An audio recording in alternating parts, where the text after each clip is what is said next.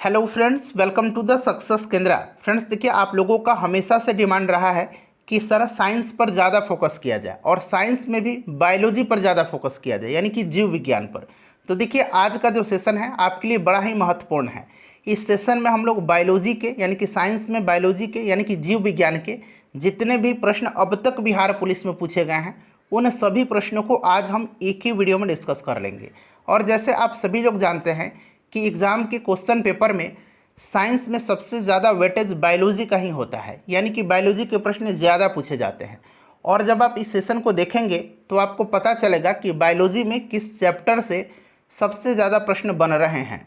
चलिए शुरू करते हैं। एक बार फटाफट सेशन को लाइक कर दीजिए और जब सेशन पूरा देख लीजिएगा तो इसको किसी भी एक ग्रुप में ज़रूर शेयर कर दीजिएगा।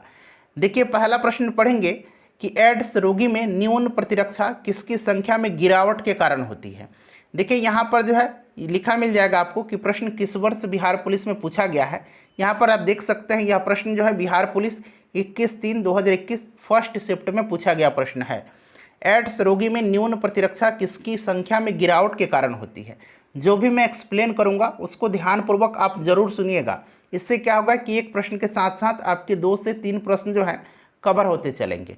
देखिए, ध्यान दीजिएगा, एड्स HIV नामक वायरस से होता है। एड्स जो होता है ये HIV यानी कि HIV का फुल फॉर्म क्या हो जाएगा, तो human immuno deficiency virus. Human immuno deficiency virus होता है और यह एक तरह का विषाणु है, हिंदी में कहें तो विषाणु है। ठीक है, एड्स HIV नामक विषाणु से होता है। यह विषाणु मुख्यतः शरीर को बाहरी रोगों से सुरक्षा प्रदान करने वाले रक्त में मौजूद टी सेल, जिसको कि टी कोशिका कहेंगे, टी सेल्स और मस्तिष्क की कोशिकाओं को प्रभावित करता है और धीरे धीरे उन्हें नष्ट करता है। और कुछ वर्षों के बाद ऐसी स्थिति बन जाती है कि शरीर आम रोगों के जीवाणु से अपना बचाव नहीं कर पाता है और तरह तरह के इन्फेक्शन से ग्रसित हो जाता है। राइट आंसर इसका ऑप्शन नंबर सी हो जाएगा, टी लसिकानुओं। ठीक है, बहुत ही महत्वपूर्ण प्रश्न है फ्रेंड्स, ध्यान रखिएगा। एड्स रोगी में न्यून प्रतिरक्षा किसकी संख्या में गिरावट के कारण होती है, तो आपको अंग्रेजी में भी कहीं लिखा मिल जाएगा टी सेल्स या टी लसिकानु, याद रखिएगा आप। ठीक है, अच्छा, एड्स का फुल फॉर्म क्या होता है, ये भी बनता है प्रश्न। तो एड्स का फुल फॉर्म जो होता है ये होता है acquired immune deficiency syndrome. Acquired immune deficiency syndrome AIDS किसके कारण से होता है, तो वायरस के कारण होता है, विषाणु के कारण होता है, ये भी ध्यान रखिएगा। चलिए अगला प्रश्न है, ये भी प्रश्न बड़ा इंपॉर्टेंट है। वह लक्षण जिन पर 5 जगत वर्गीकरण आधारित था, बताइए। अच्छा, सबसे पहले तो आपको जानना है कि ये जो 5 जगत वर्गीकरण है यह दिया किसने था। तो देखिए, सन 1969 में 1969 में RH विटेकर, इनका नाम बड़ा इंपॉर्टेंट है, RH विटेकर, याद रखिएगा। RH विटेकर ने जो है 5 जगत वर्गीकरण की पद्धति प्रस्तावित किया था और इस पद्धति के अंतर्गत सम्मिलित किए जाने वाले जगत हैं उनका नाम याद रखेंगे। ये 5 जगत में कौन कौन आता है, तो मोनेरा, प्रोटिस्टा, फंजाई, प्लांटी और एनिमेलिया। एक बार मैं और रिपीट करता हूँ, मोनेरा, प्रोटिस्टा, फंजाई, प्लांटी एवं एनिमेलिया। क्लियर है, ध्यान रखिएगा। और 5 जगत प्रणाली में वर्गीकरण का आधार जो है कोशिका संरचना, जिसमें कि कोशिका भित्ति और केंद्रक झिल्ली आते हैं। उसके बाद भौतिक संगठन, जिसमें कि क्या आएगा, जिसमें आएगा आपका काय संरचना, जिसमें काय संरचना आएगा। ठीक है, उसके बाद पोषण की विधि, प्रजनन की विधि, ये आते हैं। तो मैं एक बार और रिपीट कर देता हूँ। ठीक है, कोशिका भित्ति, केंद्रक झिल्ली, काय संरचना, पोषण की विधि और प्रजनन की विधि, याद रखिएगा। ये 5 जगत वर्गीकरण का आधार है। ठीक है, तो ऑप्शन में देखेंगे कोशिका भित्ति, केंद्रक झिल्ली, उसके बाद देखिए पोषण की विधि दिया गया है, प्रजनन की विधि भी याद रखेंगे और काय संरचना भी याद रखिएगा। क्लियर है, ऑप्शन डी इसका राइट आंसर हो जाएगा। चलो उसके बाद देखिए, निम्नलिखित में से कौन से हार्मोन आर्तव चक्र के मध्य में अपने उच्चतम स्तर को प्राप्त करते हैं, बताइएगा। राइट आंसर इसका क्या हो जाएगा, तो देखिए इसका जो करेक्ट आंसर हो जाएगा फ्रेंड्स, यह आपका ऑप्शन ए हो जाएगा, प्रोजेस्टेरॉन। यह एक मादा लिंग हार्मोन है, याद रखिएगा। ठीक है, अच्छा, आजकल एक नया प्रश्न बन रहा है कि आर्तव चक्र में किस हार्मोन के कम होने से ऋतुस्राव होता है। आर्तव चक्र में किस हार्मोन के कम होने से ऋतुस्राव होता है, तो यह हार्मोन प्रोजेस्टेरॉन ही है, इससे भी आप ध्यान रखिएगा। ठीक है, ये रिसेंटली आजकल प्रश्न जो एग्जाम में पूछा जा रहा है। नेक्स्ट क्वेश्चन करेंगे कि वंशानुगति के क्रोमोसोमवाद का सिद्धांत किसने प्रस्तुत किया था। वंशागति के क्रोमोसोमवाद का सिद्धांत जो है यह प्रस्तुत किसने किया था। बताइए राइट आंसर इसका क्या हो जाएगा। तो देखिए ये किया था किसने, तो सर्टन एम बोवेरी ने। ऑप्शन सी राइट आंसर हो जाएगा। देखिए बिहार पुलिस की 21/3/2021 फर्स्ट शिफ्ट में पूछा गया है। मेंडल को क्या कहा जाता है, इनको आनुवांशिकता का जनक कहा जाता है। और डिब्रिज जो है, ह्यूगो डिब्रिज, इन्होंने उत्परिवर्तन का सिद्धांत दिया था। ठीक है, चलिए 5 नंबर है कि तने में कैम्बियम छल्ले की सक्रियता से पिच की ओर जाने वाली कोशिका कौन सी है इसमें से। बताइए राइट आंसर क्या हो जाएगा। तने में कैम्बियम छल्ले की सक्रियता से पिच की ओर जाने वाली कोशिकाएं हैं। देखिए मैं आपके लिए फ्रेंड्स लगातार मेहनत करता हूं और आपसे कोई भी मैं चार्ज डिमांड नहीं करता हूं। मैं आपसे यही आशा रखता हूं कि आप वीडियो को लाइक करेंगे और वीडियो को ज़्यादा से ज़्यादा शेयर करेंगे। किसी भी ग्रुप में शेयर करिए। देखिए लाइक करने और शेयर करने से मुझे मोटिवेशन मिलता है और ऐसा है कि मेरा प्रयास है इस बार कि मैं अच्छे तरीके से आपकी तैयारी करवा दूं, ताकि ये जो वैकेंसी आई हुई है इतनी बड़ी संख्या में, इस बार आप इस अवसर को जाने मत दीजिए। ठीक है, तो प्लीज़ सपोर्ट करिए और सपोर्ट करने का एक ही तरीका आपके पास, आप वीडियो को लाइक करिए और ज़्यादा से ज़्यादा इसको शेयर करिए। बताइए तने में कैम्बियम छल्ले की सक्रियता से पिच की ओर जाने वाली कोशिका जो है यह कौन सी है। तो राइट आंसर इसका क्या हो जाएगा, तो ये द्वितीयक जाइलम है। देखिए फ्रेंड्स पादप जगत से, ठीक है, पादप जगत से बड़ा ही ज़्यादा प्रश्न पूछा जाता है। तो पादप जगत से आप देख सकते हैं कितना प्रश्न पूछा गया है, तो आप तैयार कर लीजिएगा उनको एक बार। अब देखिए केल्विन चक्र में CO2 का प्राथमिक ग्राही कौन सा है। केल्विन चक्र को एक और नाम से जाना जाता है। प्रश्न अगर दे दिया जाए आपसे कि केल्विन बेंसन चक्र, केल्विन बेंसन चक्र, ठीक है, तो भी आप याद रखेंगे। केल्विन चक्र पूछे, केल्विन बेंसन चक्र पूछे, या फिर आपसे अगर पूछ ले C3 चक्र, C3 चक्र, केल्विन चक्र और केल्विन बेंसन चक्र, ये एक ही है। ठीक है, पूछा गया कि केल्विन चक्र में CO2 की प्राथमिक ग्राही कौन सा है। तो इसमें जो प्राथमिक ग्राही है ये आपका कौन सा है। तो फ्रेंड्स ऑप्शन नंबर इसका जो है डी राइट आंसर हो जाएगा। ठीक है, RUBP याद रखिएगा। ठीक है, ये केल्विन चक्र, C3 चक्र या केल्विन बेंसन चक्र में कार्बन डाइऑक्साइड का प्राथमिक ग्राही है। उसके बाद एक है C4 चक्र। ठीक है, C4 चक्र याद रखिएगा। C4 चक्र को हम लोग कहते हैं हैच और स्लैक चक्र, इसको कहा जाता है हैच और स्लैक चक्र। ठीक है, याद रखिएगा हैच और स्लैक चक्र इसको कहा जाता है। और C4 चक्र में जो है कार्बन डाइऑक्साइड का प्राथमिक ग्राही कौन होता है, तो C4 चक्र में कार्बन डाइऑक्साइड का प्राथमिक ग्राही जो होगा ये आपका PEP होता है। ठीक है, C3 में आपका RUBP होगा और C4 में होगा आपका PEP, याद रखिएगा। अच्छा C4 का जो C4 चक्र है इसका पहला यौगिक कौन है, तो इसका पहला यौगिक OAA है। क्लियर है, याद रखिएगा ये सारे पॉइंट्स फ्रेंड्स। चलिए अगला प्रश्न कर लेंगे कि स्कर्वी रोग किस विटामिन की कमी के कारण होता है। बड़ा ही सिंपल सा प्रश्न है। आपको पता है विटामिन C का रासायनिक नाम ही एस्कॉर्बिक एसिड है और विटामिन C की कमी से ही स्कर्वी होता है। विटामिन A का रासायनिक नाम रेटिनॉल है और इसकी कमी से रतौंधी और जीरोप्लैथेमिया नामक रोग होता है, जीरोप्लैथेमिया नामक रोग होता है। ठीक है, विटामिन B का रासायनिक नाम क्या है, थायमिन है, इसकी कमी से बेरी होता है। विटामिन D का रासायनिक नाम क्या है बताएंगे आप कमेंट करके। ठीक है, विटामिन D का रासायनिक नाम क्या है। और विटामिन D की कमी से बच्चों में रिकेट्स होता है, हड्डी संबंधी इससे बीमारी होती है। ठीक है, ऑस्टियोपोरोसिस भी होता है इससे। चलिए नेक्स्ट क्वेश्चन करेंगे। और विटामिन D का रासायनिक नाम कैल्सीफेरॉल होता है। चलिए मैं बता देता हूँ। किस जीवाणु की क्रिया से दूध दही में जम जाता है, बताएंगे राइट आंसर इसका क्या होगा। तो देखिए यह जो जीवाणु है यह कौन सा जीवाणु है, राइट आंसर इसके क्या हो जाएगा, तो ये लैक्टिक एसिड बैक्टीरिया है। ठीक है, लैक्टिक एसिड बैक्टीरिया, लैक्टोबैसिलस। चलिए नेक्स्ट क्वेश्चन करेंगे हम लोग कि निम्न में से कौन सा कथन मेढक के रक्त परिसंचरण तंत्र के लिए सही है।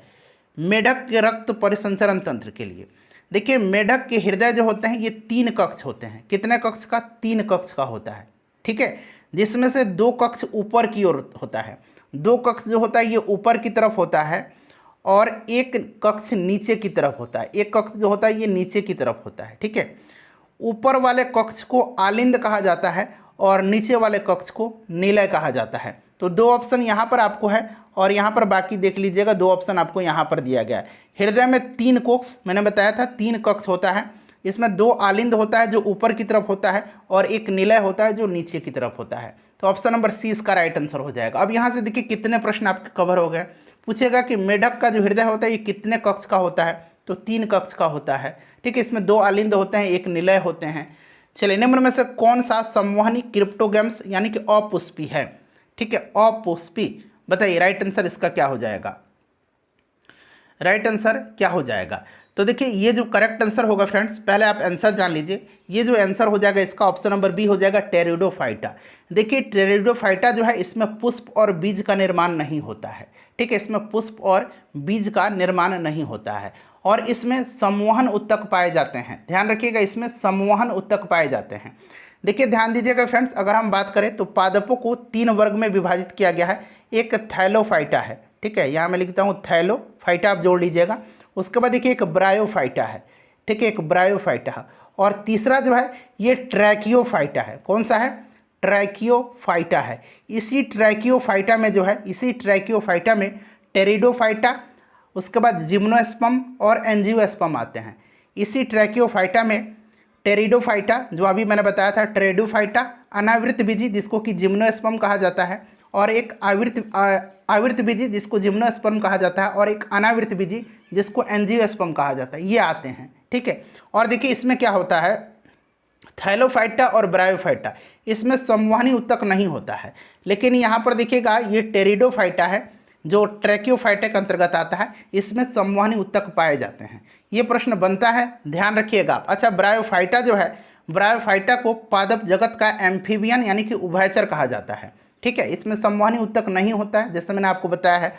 और थैलोफाइटा में शैवाल, कवक, जीवाणु आते हैं और इसमें भी संवहनी उत्तक नहीं होता है। ठीक है, चलिए सारे पॉइंट्स फ्रेंड ध्यान रखिएगा, बड़ा ही महत्वपूर्ण है। मैं कोशिश कर रहा हूँ कि ज़्यादा से ज़्यादा आपको समझाते चलूँ ताकि आपका और भी प्रश्न क्लियर हो जाए।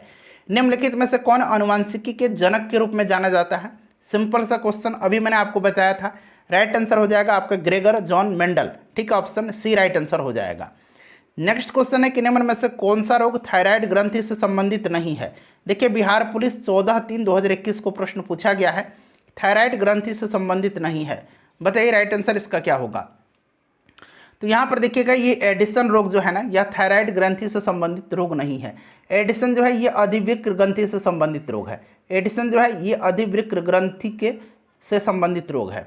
ठीक है, अधिवृक्क ग्रंथि का जो एड्रिनल हार्मोन है, एड्रिनल हार्मोन के कम स्रावन से, अल्प स्रावन से यह एडिसन रोग होता है। ठीक है, चलिए उसके बाद देखिएगा कि गुणसूत्र, जिसमें गुणसूत्र बिंदु अनुपस्थित होता है, क्या कहलाता है? बताइएगा राइट आंसर इसका क्या हो जाएगा?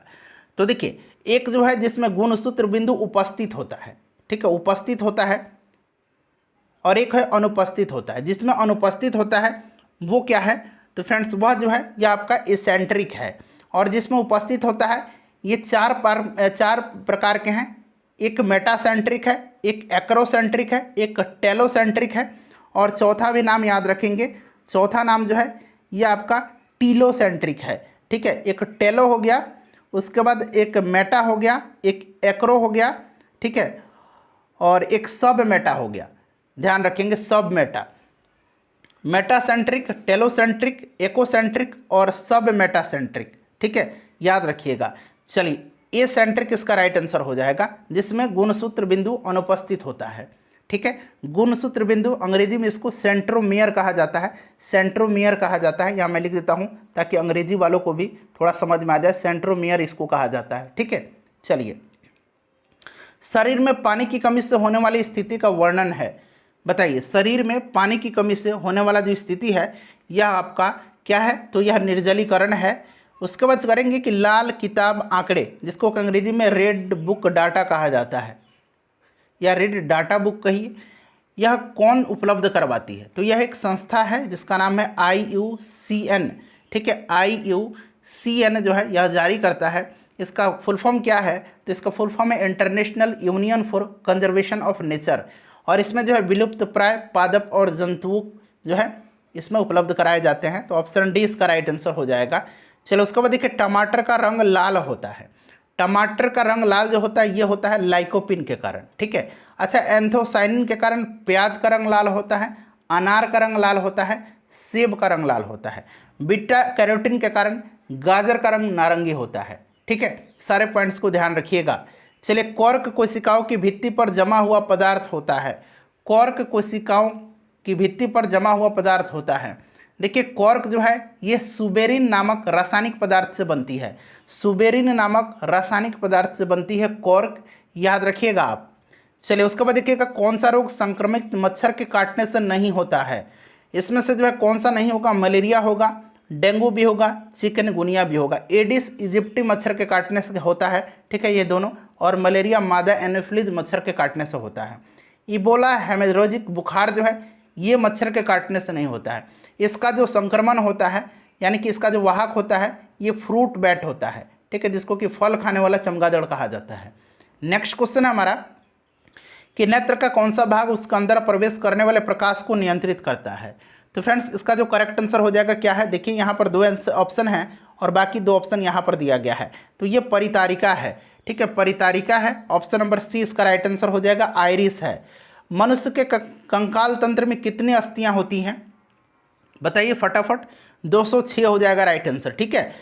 केंद्रक के अभिरंजन में किस अभिरंजन का उपयोग किया जाता है, केंद्रक के, ठीक है, केंद्रक के, बताइएगा। अच्छा, यहाँ पर देखिए इयोसिन दिया गया, इसके बारे में भी मैं बताऊंगा, यहाँ से भी प्रश्न बन सकता है। इयोसिन के बारे में पहले जान लीजिए। देखिए, इसका उपयोग जो है इयोसिन का कोशिका द्रव, लाल रक्त कोशिका, कोलेजन, यहाँ मैं लिखता हूँ कोलेजन, ठीक है, लाल रक्त कोशिका, उसके बाद कोलेजन और पेशी तंतु को अभिरंजित करने में किया जाता है, ठीक है। यानी कि अगर आपसे पूछा जाए कि कोशिका द्रव के अभिरंजन में उपयोग किया जाता है तो कोशिका द्रव के अभिरंजन में इयोसिन का, ठीक है। कोलेजन के अभिरंजन में इस्तेमाल होता है तो इयोसिन का, ठीक है, याद रखिएगा। और यहाँ केंद्रक पूछा गया है तो केंद्रक के अभिरंजन में किस अभिरंजन का उपयोग किया जाता है। तो फ्रेंड्स, इसका नाम जो है, इसका नाम क्या है, हेमेटोक्सिलिन है। ऐसे इसको लिखा जाता है अंग्रेजी में, यहाँ मैं लिखता हूँ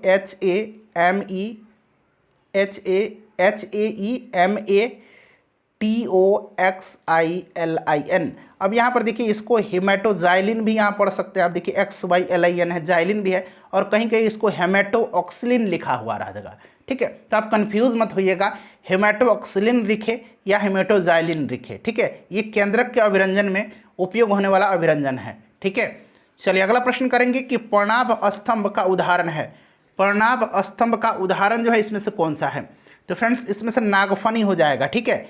जीन अभियांत्रिकी में जीन का क्या किया जाता है, तो जीन अभियांत्रिकी में जीन का जो है मैनिपुलेशन किया जाता है, ठीक है। ऑप्शन डी राइट आंसर इसका हो जाएगा। देखिए, खाली स्थान दिया गया, कोशिका में डीएनए होता है, बताइए राइट आंसर क्या हो जाएगा। किस कोशिकांग में डीएनए होता है, तो सिंपल सा क्वेश्चन है भाई, केंद्रक में डीएनए होता है। चलिए, जीव कृमि या एकॉर्न वर्म, ठीक है, किसका साधारण भाषा में नाम है, तो यह किसका नाम है। तो फ्रेंड्स, यह नाम है, right answer option number A हो जाएगा, बेलेनोग्लोसस का, ठीक है। चलिए, अगला प्रश्न है हमारा कि चीरो, यहाँ पर देखिए ध्यान से पढ़िएगा, यहाँ से 3-4 प्रश्न मैं आपका कवर करवाऊंगा। देखिए, चीरो पेटेरोफिली, ठीक है, चीरो पेटेरोफिली में फूलों का परागण किसके द्वारा होता है। तो देखिए, जब चमगादड़ के द्वारा जो है, चमगादड़ के द्वारा फूलों का परागण होता है उसको कहा जाता है चीरोपेट्रोफिली, ठीक है, ये चमगादड़ हो जाएगा। कीटों के द्वारा अगर परागण होगा इसको क्या कहेंगे, तो इसको हम लोग कहेंगे एंटोमोफिली। इसको क्या कहेंगे, एंटोमोफिली कहेंगे, ठीक है, एंटोमोफिली कहेंगे। क्लियर है, याद रखिएगा आप, क्लियर।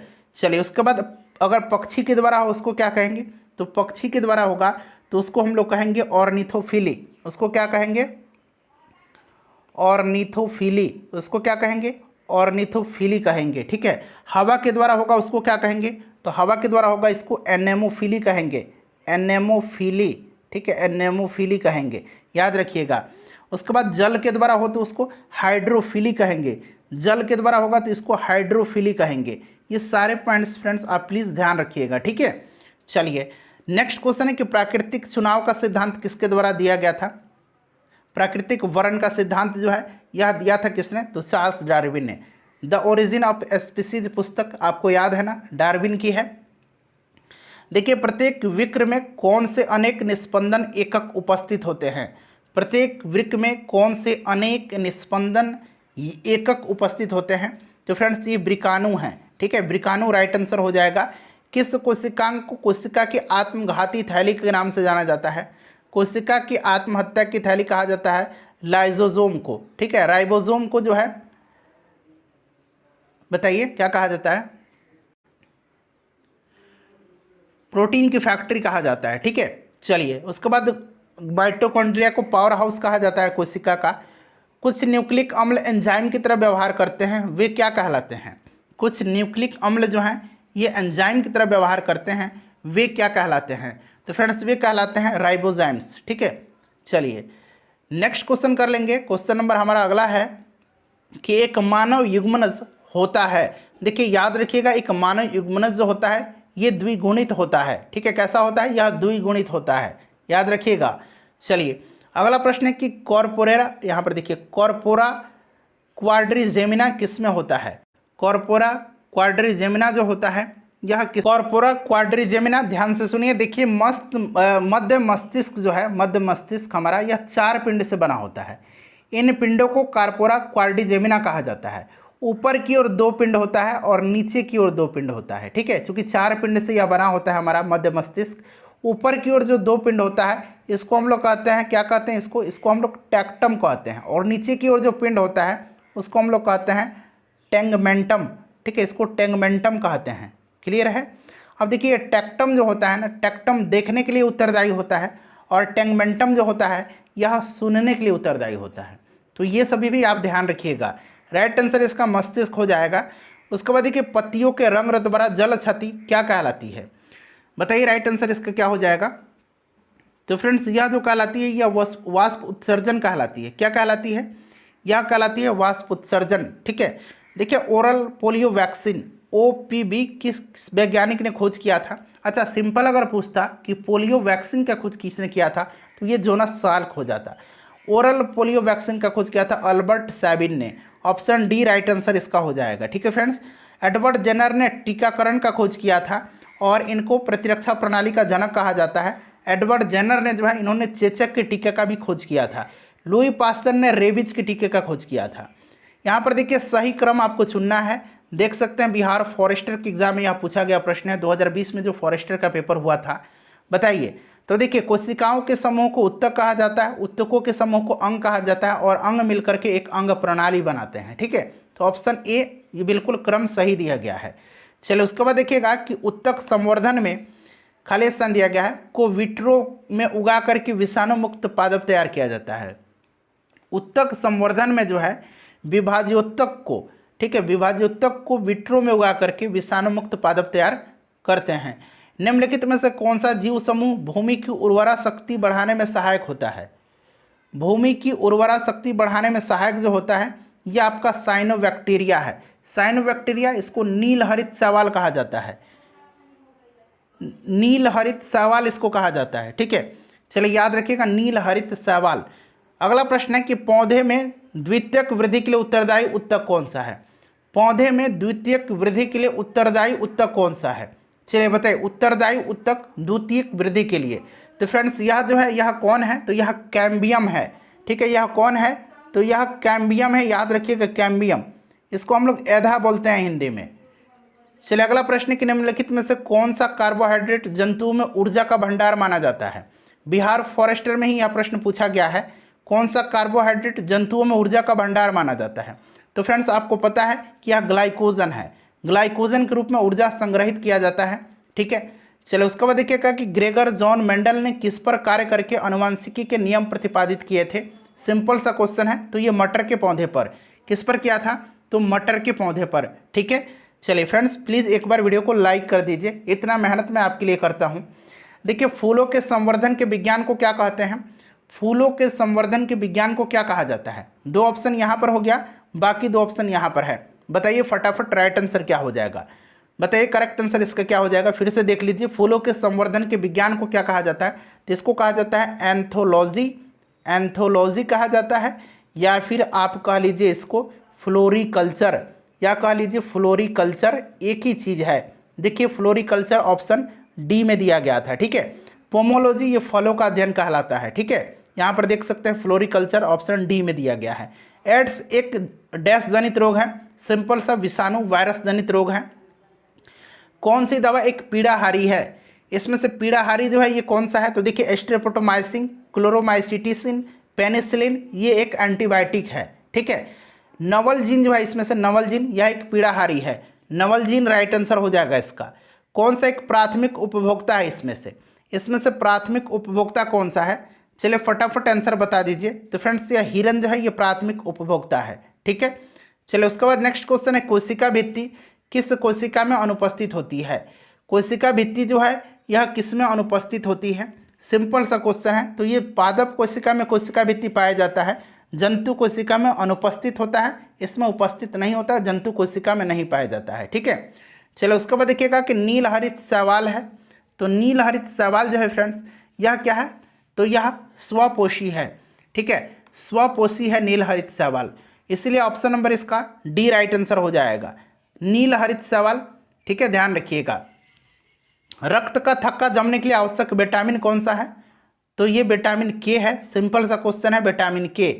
देखिए कोशिकीय पूर्ण सख्तता, अंग्रेजी में इसको क्या कहेंगे, कोशिकीय पूर्ण, सेलुलर टोटोपोटेंसी। ठीक है, यहाँ मैं लिख देता हूँ सेलुलर टोटोपोटेंसी, जो अंग्रेजी वाले हैं थोड़ा सा अंग्रेजी में समझ लीजिएगा। ठीक है, तो कोशिकीय पूर्ण सख्तता की अवधारणा प्रस्तुत करने वाले वैज्ञानिक हैं, तो ये जो वैज्ञानिक हैं इनका नाम क्या है, तो हैबरलैंड है, option number D right answer हो जाएगा।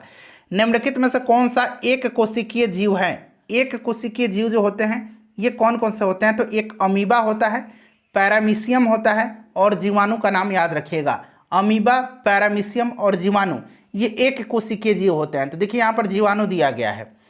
उसके बाद देखिए निम्नांकित में से कौन सा एक स्वपोषी घटक नहीं है, स्वपोषी घटक इसमें से कौन सा नहीं है, फटाफट बता दीजिए। तो ये अपघटक जो है स्वपोषी नहीं है, बाकी हरे पौधे अपना खाना स्वयं बनाते हैं।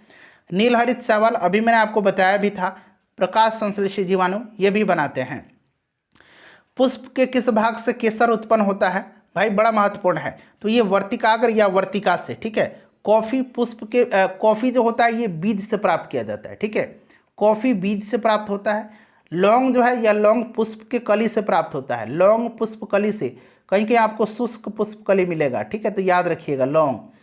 उसके बाद देखिएगा कि वर्मी कंपोस्ट में संलग्न मुख्य जीव का नाम क्या है, तो वर्मी कंपोस्ट में केंचुआ। ठीक है, केंचुआ राइट आंसर हो जाएगा इसका। जीन प्रवर्धन तकनीक जिसे हम लोग पीसीआर कहते हैं, पीसीआर का फुल फॉर्म क्या होता है, इसका फुल फॉर्म होता है polymerase chain reaction, polymerase chain reaction. इसको विकसित किसने किया था, देखिए 2020 में यह पूछा गया प्रश्न है बिहार पुलिस में। पॉलीमरेज चैन रिएक्शन इसका खोज किया था किसने, तो कैरी मुलिस ने। किसने किया था, कैरी मुलिस ने, नाम याद रखिएगा इसका। वंशानुगत के क्रोमोसोमवाद का सिद्धांत जो है किसने प्रस्तुत किया था, तो फ्रेंड्स यह जो प्रस्तुत किया था इनका नाम क्या है, तो सटन और बोवेरी हैं। ठीक है, सटन और बोवेरी मैंने आपको करा भी दिया है। ठीक है, सटन और बोवेरी इसका राइट आंसर हो जाएगा, सटन और बोवेरी हो जाएगा। क्लियर। चलिए उसके बाद आपको याद है ना कि वाटसन और क्रिक ने क्या किया था, तो डीएनए के द्विकुंडलित संरचना को प्रस्तुत किया था। ठीक है, अच्छा डीएनए का खोज किसने किया था, डीएनए का खोज किसने किया था, बताएंगे आप क्या, डीएनए का खोज किसने किया था। चलिए आप कमेंट करके मुझे बताइए, तब तक मैं आगे आपको बता दूंगा, पहले आप कमेंट करके बता दीजिए, आगे मैं आपको बता दूंगा कि डीएनए का खोज किसने किया था। ठीक है, चलिए right answer option number B हो जाएगा इसका, राइट आंसर इसका क्या हो जाएगा, ऑप्शन नंबर बी हो जाएगा। चलिए आगे करेंगे। नेक्स्ट क्वेश्चन है कि मधुमक्खी पालन का वैज्ञानिक नाम क्या है, मधुमक्खी पालन का वैज्ञानिक नाम क्या है, तो इसका जो वैज्ञानिक नाम है वो क्या है, बताइए कमेंट करके। तो ये एपीकल्चर है, सेरीकल्चर रेशम कीट पालन, वर्मीकल्चर केंचुआ पालन। ठीक है, चलिए बोमेन संपुट किस तंत्र का भाग है, बोमेन संपुट जो है यह किस तंत्र का भाग है। चलिए देखिए डीएनए का खोज जो है ये किसने किया था, मैं आपको बता देता हूँ, फ्रेडरिक मिस्सर ने किया था। किसने किया था, तो फ्रेडरिक मिस्सर ने किया था, याद रखिएगा। ठीक है, वाटसन और क्रिक ने नहीं किया था, ये क्या था, फ्रेडरिक मिस्सर ने, याद रखिएगा इनका नाम। चलिए बोमेन संपुट जो है यह किसका भाग है, बोमेन संपुट जो है यह वृक्क नलिका का हिस्सा है, और वृक्क नलिका जो है, वृक्क नलिका, वृक्क जो है ये उत्सर्जन तंत्र का अंग भाग है, तो ये उत्सर्जन तंत्र हो जाएगा। निम्नलिखित में से कौन सा पादप एक बैक्टीरिया रोधी दवा का स्रोत नहीं है? जरा ध्यान से मेरे भाई, नहीं तो आप फटाफट सिनकोना पर मार दीजिएगा। चलिए बताइएगा कौन सा इसमें से नहीं है। अब यहाँ पर देखिएगा फ्रेंड्स, यहाँ पर बैक्टीरिया रोधी पूछा गया और सिनकोना जो कि मलेरिया जो है इसकी छाल से कुनैन सिनकोना, इससे मलेरिया रोधी दवा बनती है। तो आपको पता है ना, मलेरिया एक परजीवी रोग है, बैक्टीरिया नहीं है, ठीक है। तो इसीलिए सिनकोना राइट आंसर हो जाएगा। चलिए सिनकोना क्लियर है। चलिए नेक्स्ट क्वेश्चन कर लेंगे कि निम्नलिखित में से किसको दुग्ध शर्करा भी कहते हैं? बताइए राइट आंसर क्या हो जाएगा। तो इसमें से कहेंगे किसको दुग्ध शर्करा? तो फ्रेंड्स ये लैक्टोज है, ठीक है। चलिए नर प्रजनन तंत्र के संदर्भ में कौन सा विकल्प सही है? तो इसमें से देखिए नर प्रजनन तंत्र पूछा गया है, तो केवल मतलब पुरुषों में पाया जाने वाला जो होना चाहिए। तो इसमें से देखिए प्रोस्टेट ग्रंथि, टेस्टोस्टेरोन और शुक्राणु। बाकी देख लीजिए, यहाँ पर देखिए शुक्राणु है, ये पुरुष में पाया जाता है, ये महिला में पाया जाता है। यहाँ पर देखिए ये महिला में पाया जाता है, ये पुरुष में पाया जाता है। फिर यहाँ पर देखिएगा ये पुरुष में पाया जाता है, ये महिला में पाया जाता है, ये पुरुष में पाया जाता है, ठीक है। तो ये वाला सिर्फ पुरुषों में पाया जाता है। चलिए ऑप्शन बी इसका राइट आंसर हो जाएगा। उसके बाद देखिए निम्न में से कौन सा अंग मनुष्य के मादा प्रजनन से संबंधित नहीं है? मादा प्रजनन से संबंधित नहीं है। देखिए उसी तरह का प्रश्न जो है फिर से पूछ लिया गया है। तो आप देख सकते हैं इस तरह के प्रश्न बनते हैं बिहार पुलिस में। तो वृषण जो है ये पुरुष प्रजनन तंत्र का है या मादा प्रजनन तंत्र का हिस्सा नहीं है। चलिए उसके बाद देखिए कौन सा जंतु चीर डिम्बता दर्शाता है? चीर डिम्बता कौन सा जीव दर्शाता है? तो यह जीव जो है ये फ्राइनोसम है, ठीक है, फ्राइनोसोम। नेक्स्ट है कि मानव के रुधिर का विडाल टेस्ट किसके संक्रमण को दर्शाता है? तो विडाल टेस्ट किया जाता है टाइफाइड में। किसमें? टाइफाइड में किया जाता है। आपको पता है टाइफाइड जो होता है ये साल्मोनेला टाइफी नामक जीवाणु से होता है, ठीक है। तो साल्मोनेला टाइफी की जांच, संक्रमण की जांच के लिए। चलिए अगला प्रश्न करेंगे। नेक्स्ट क्वेश्चन है कि निम्नलिखित में से कौन से वृक्ष में अपस्थानिक मूल यानी कि अपस्थानिक जड़ पाई जाती है? अपस्थानिक जड़ किस में पाई जाती है? देखिए एक मुसला जड़ है और एक अपस्थानिक जड़ है। मुसला जड़ जो होता है इस प्रकार की जड़ में मूलांकुर विकसित होकर के मुख्य जड़ का निर्माण करते हैं। मुसला जड़ में क्या होता है? मूलांकुर विकसित होकर के, ठीक है, यहाँ मैं लिखता हूँ मूलांकुर विकसित होकर के जो है मुख्य जड़ का निर्माण करते हैं। और अपस्थानिक में क्या होता है? मूलांकुर के अतिरिक्त पौधे के किसी अन्य भाग से विकसित होकर के जड़ का निर्माण होता है। बरगद पर आप देखते हैं ना कि जड़ जो है ऊपर से भी टहनी से भी लटका रहता है, इसीलिए बरगद जो है ये अपस्थानिक जड़ है, ठीक है। बरगद, अमर, बेल याद रखिएगा। क्लियर है। चलिए क्वेश्चन नंबर 64 है हमारा कि पक्षियों में तेल अथवा पीन ग्रंथि किस भाग में होती है? पक्षियों में तेल अथवा पीन ग्रंथि जो होती है यह होती है पूंछ के आधार भाग पर। वह पादप जिसमें बीज फूलों के भीतर होते हैं वे क्या कहलाते हैं? फूलों के भीतर होते हैं, यानी कि इसको कहा जाता है आवृत बीजी, एंजियोस्पर्म कहा जाता है, ठीक है, एंजियोस्पर्म कहा जाता है। क्लियर है। और जिनके बीज जो होते हैं पुष्प और बीज ये टहनियों वगैरह पर होते हैं उनको जिम्नोस्पर्म कहा जाता है, यानी कि अनावृत बीजी इनको कहा जाता है, ठीक है। चलिए अगला प्रश्न है हमारा कि निम्न में से कौन सा एक रूपांतरित तना है? रूपांतरित तना का उदाहरण इसमें से कौन सा है? तो फ्रेंड्स यह आलू है, रूपांतरित तना। चलिए उसके बाद देखिए अंतःश्वसन तभी होता है जब वायुमंडलीय दाब से फेफड़ों का दाब क्या होगा? ज़्यादा होगा, कम होगा, बराबर होगा या इनमें से कोई नहीं? बताइए क्या होगा? तो फ्रेंड्स ये आपका होगा कम होगा, ठीक है। अंतःश्वसन तभी होगा जब वायुमंडलीय दाब से फेफड़ों का दाब कम होगा, ठीक है। चलिए ब्रायोफाइटा पादप सामान्यतः पाए जाते हैं। तो ब्रायोफाइटा के बारे में मैंने आपको बताया भी है। इसको पादप जगत का एम्फीबियन यानी कि उभयचर कहा जाता है। इसमें संवहनी उत्तक नहीं पाए जाते हैं, ठीक है। और ब्रायोफाइटो एक ब्रायोफाइटा है, इसका नाम आप याद रखेंगे मर्केंसिया। मर्केंसिया पढ़िए या मर्चेंटिया पढ़ लीजिए, ठीक है। यह एक ब्रायोफाइटा है, याद रखिएगा। पूछा जाएगा कि इनमें से ब्रायोफाइटा कौन सा है और ऑप्शन में मर्केंसिया दे दिया गया, ठीक है। तो याद रखिएगा यह नम और छायादार आवासों में जो है सामान्यतः पाया जाता है। चलिए अगला प्रश्न करेंगे कि जैव पुष्टिकरण खाली स्थान दिया गया के लिए पादप प्रजनन है। जैव पुष्टिकरण जो है यह रोग प्रतिरोधकता, पीड़कों के प्रति प्रतिरोधकता और उन्नत खाद्य श्रृंखला उपरोक्त सभी के लिए एक पादप प्रजनन है। चलो उसके बाद देखिए अम्लीय जठर रस जो है किसके द्वारा स्रावित होता है? तो फ्रेंड्स यह अमाशय के द्वारा स्रावित होता है। मूली एक रूपांतरित क्या है? मूली एक रूपांतरित जड़ है, ठीक है। आलू तना है, याद रखिएगा। निम्नलिखित में से कौन सा रोग विषाणु से होता है? तो इसमें से विषाणु से जो होगा वो आपका एड्स तो मैंने बता ही दिया आपको, विषाणु से होता है, ठीक है। बाकी ये जीवाणु से होते हैं जितने भी दिए गए हैं। निम्न में से कौन गैर पारंपरिक ऊर्जा का स्रोत है? गैर पारंपरिक ऊर्जा का स्रोत इसमें से कौन है? चलिए बताइएगा, राइट आंसर क्या हो जाएगा? करेक्ट आंसर इसका क्या हो जाएगा? करेक्ट आंसर फटाफट बता दीजिए। वायु जो है, वायु, पवन, उसके बाद अगर बात करें सौर, ठीक है, ये सारे अपारंपरिक यानी कि गैर पारंपरिक ऊर्जा के स्रोत हैं। बाकी पेट्रोल, तेल, कोयला ये सब पारंपरिक ऊर्जा के स्रोत हैं। चलिए, निम्न जंतुओं में से कौन सा जंतु एक पारितंत्र में एक समय में एक से अधिक पोषक स्तरों में प्रवेश कर सकता है? दो ऑप्शन यहाँ पर है, बाकी दो ऑप्शन यहाँ पर मैं आपको दिखा देता हूँ, देख लीजिए। चलिए आप बताइए, राइट आंसर यहाँ से ही है दोनों ऑप्शन में से। तो करेक्ट आंसर इसका ऑप्शन बी हो जाएगा, गौरैया, ठीक है, गौरैया हो जाएगा। और अगर हम बात करें कि जल में, पानी वगैरह में जो उसमें मछलियाँ जो हैं एक समय में एक से अधिक पोषक स्तरों में प्रवेश करती हैं, ठीक है। चलिए, क्वेश्चन नंबर 75 है हमारा कि किस क्षेत्र में योगदान के लिए ग्रेगर जॉन मेंडल जाने जाते हैं? तो इनको आनुवंशिकता का जनक कहा जाता है, आनुवंशिकी हो जाएगा। उसके बाद देखिए, आलू का कंद एक रूपांतरित, देखिए प्रश्न फिर से रिपीट हो गया है। तो यह एक तना है। वर्गीकरण की आधारित इकाई क्या है? वर्गीकरण, आधुनिक वर्गीकी का जनक माना जाता है किसको? तो कैरोलस लीनियस को माना जाता है, ठीक है, याद रखिएगा। राइट आंसर इसका जाति हो जाएगा ऑप्शन नंबर बी। चलिए अगला प्रश्न कर लेंगे कि रक्त का हृदय की ओर यहाँ बना लीजिए, हृदय की और विपरीत प्रवाह निम्नलिखित में से कौन सी रक्त वाहिका में होती है? तो फ्रेंड्स यह जो होती है, यह होती है सीरा में, ठीक है। चलिए, सीरा में अशुद्ध रक्त होता है और धमनी में शुद्ध रक्त होता है, यानी कि ऑक्सीजन जनित रक्त होता है किसमें?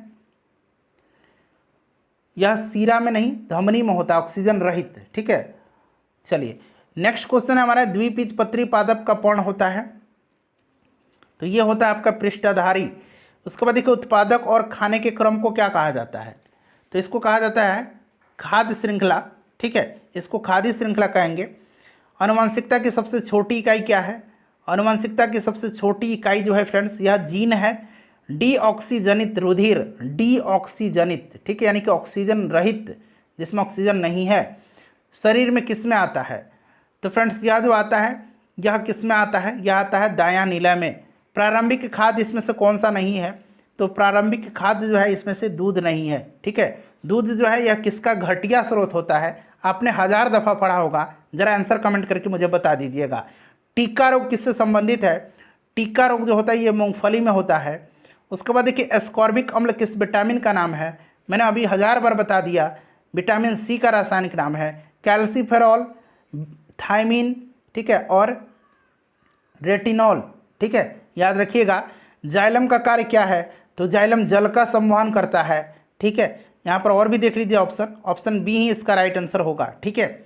और फ्लोएम जो है यह भोज्य पदार्थों का खाद्य उत्पाद का संवहन करता है, कौन? फ्लोएम, ठीक है, याद रखिएगा। नेक्स्ट क्वेश्चन है हमारा कि मध्य कर्ण में इनमें से कौन सी हड्डी नहीं पाई जाती? अच्छा, एक कान में 3 हड्डी होती है और दूसरे कान में 3 हड्डी होती है, यानी कि टोटल 6 हड्डी दोनों कान मिलकर के होती है। ये 3 हड्डी एक कान में पाई जाती है और दूसरे कान में, इनमें से एक इनकस होता है, एक मैलियस होता है और एक स्टेप्स होता है। ये एक एक हड्डी पाई जाती है एक कान में, और फिर एक एक हड्डी ये दूसरे कान में पाई जाती है, यानी कि 3 6 हड्डी पाई जाती है, हैमट नहीं है, ठीक है, याद रखिएगा। स्टेप्स सबसे छोटी हड्डी है हमारे शरीर की। फीमर सबसे लंबी हड्डी है, आपको पता है। निम्न में से कार्बोहाइड्रेट जो है नहीं पाया जाता है, तो कार्बोहाइड्रेट इसमें से जो है पालक में नहीं पाया जाता है, ठीक है, पालक में नहीं पाया जाता है। चलो उसके बाद देखिएगा कि मानव शरीर में सबसे प्रचुर मात्रा में पाया जाने वाला तत्व कौन सा है? तो यह तत्व जो है ये ऑक्सीजन हो जाएगा। निम्नलिखित में से अंकुरन के लिए सामान्यतः किसकी आवश्यकता नहीं होती है? अंकुरन के लिए आवश्यकता किसकी नहीं होती है? तो अंकुरन के लिए पानी, हवा और ताप की आवश्यकता होती है, प्रकाश की आवश्यकता नहीं होती है। आपने अंकुरित किया भी होगा चने वगैरह घर में, ठीक है। लार्वा का कुछ परिवर्तनों के जरिए वयस्क में बदलने की प्रक्रिया क्या कहलाती है? तो यह प्रक्रिया कहलाती है वृद्धि और कायांतरण दोनों कहलाती है, ठीक है। अमरबेल किसका उदाहरण है? तो अमरबेल जो है यह क्या है? तो यह एक परजीवी है, ठीक है। वसीय पदार्थ ज़्यादा खाने से क्या होता है? तो वसीय पदार्थ ज़्यादा खाइएगा तो मोटा हो जाइएगा, मोटापा हो जाएगा। पौधे प्रकाश संश्लेषण के दौरान कौन सी गैस मुक्त करते हैं? तो प्रकाश संश्लेषण में ये कार्बन डाइऑक्साइड लेते हैं और ऑक्सीजन को छोड़ते हैं। ठीक है, ऑप्शन डी हो जाएगा राइट आंसर। चलिए उसके बाद नेक्स्ट क्वेश्चन कर लेंगे फ्रेंड्स। 95 नंबर है कि एग्रोएस्ट्रोलॉजी, अंग्रेजी में भी लिखा गया है, के अंतर्गत किसका अध्ययन किया जाता है? तो एग्रोएस्ट्रोलॉजी जो है इसमें किसका अध्ययन किया जाता है? तो घासों का अध्ययन एग्रोएस्ट्रोलॉजी कहलाता है। ठीक है, याद रखिएगा। पानी को रोगाणु मुक्त करने के लिए किस रसायन का उपयोग किया जाता है? तो इसमें क्लोरीन का इस्तेमाल किया जाता है। ठीक है, सिंपल सा क्वेश्चन है। ईस्ट के द्वारा शर्करा का अल्कोहल में परिवर्तन क्या कहलाता है? ये फर्मेंटेशन कहलाता है भाई, इसको किण्वन बोलते हैं हिंदी में। ठीक है, मानव खोपड़ी में हड्डियों की संख्या यहाँ पर देखिए पूछा गया है, तो राइट आंसर इसका हो जाएगा 29। ठीक है, चलिए ऑप्शन के हिसाब से पोलियो और चेचक रोग होता है। पोलियो और चेचक ये वायरस से होते हैं, ये वायरस के कारण होते हैं, ये रोग विषाणु के कारण होते हैं। ठीक है, चलो उसके बाद देखिएगा कि चिकित्सा के रूप में एक्सरे का प्रयोग निम्नलिखित में से किस प्रकार की बीमारी के लिए किया जाता है? तो फ्रेंड्स यह किया जाता है विकृति जनित बीमारी के लिए। ठीक है, देखिए 100 प्रश्न मैंने आपको करा दिया, 100 ही प्रश्न दिया गया है इसमें, तो सारे के सारे बायोलॉजी का प्रश्न हमारा कवर हो गया। फ्रेंड्स एक बार सेशन को लाइक कर दीजिए। हिस्ट्री और ज्योग्राफी मैंने करा दिया है आपको, देख लीजिएगा, लिंक डिस्क्रिप्शन